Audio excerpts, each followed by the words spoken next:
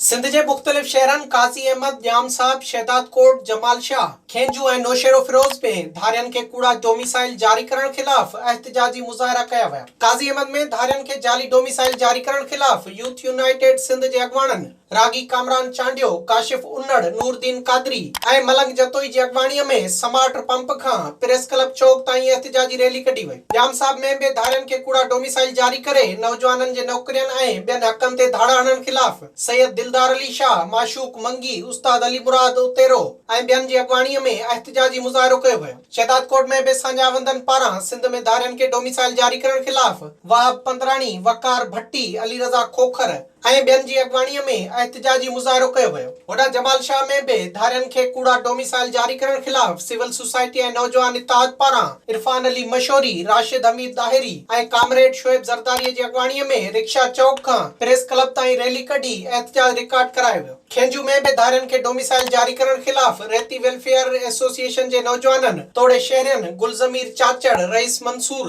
सईद ऐं ॿियनि जी अॻवानीअ में रेती टेलीफोन एक्सचेंज खां सिविल अस्पताल ताईं रैली कढी वई। नौशेरे फिरोज़ में बि ॻोठ सुधारा वेलफेयर एसोसिएशन पारां धारियनि खे कूड़ा डोमिसाइल ऐं सुञाणप कार्ड जारी करण ख़िलाफ़ माशूक वगण, गुल मोरो, शाह लतीफ़ मोराई ऐं ॿियनि जी अॻवानीअ में प्रेस क्लब नौशेरो फिरोज़ अॻियां निटण उस में 3 कलाकनि ताईं धरणो हंयो वियो। उन मौक़े ते अॻवाननि जो चवणु हो त हिकु त वफ़ाक़ी तोड़े सूबाई खातनि में सिंधी माण्हुनि खे नौकरियूं नथियूं ॾिनियूं वञनि, मथां वरी धारियनि खे सिंध जा डोमिसाइल जारी करे मक़ामी माण्हुनि जे हक़नि ते धाड़ो हंयो पियो वञे, जेको हाणे बर्दाश्त न कयो वेंदो। हुननि वधीक चयो त सिंध में पंजाब ऐं केपी जे माण्हुनि खे जाली डोमिसाइल जारी करे उन्हनि खे सिंध जूं नौकरियूं ऐं तालीमी इदारनि में दाख़िलाऊं ॾेई सिंध जे माण्हुनि सां ज़्यादती कई पई वञे। अॻवाननि मुतालबो कयो त कूड़नि डोमिसाइलनि जी इंक्वायरी कराए सिंध जे नौजवाननि जे हक़नि ते धाड़ो हणंदड़ कामोरनि ख़िलाफ़ क़दम खणी जारी कयल जाली डोमिसाइल रद्द कया वञनि, ॿी सूरत में एहतिजाज जो दाइरो वधायो वेंदो। विज़िट कयो अवामी आवाज़ मीडिया ग्रुप जी वेबसाइट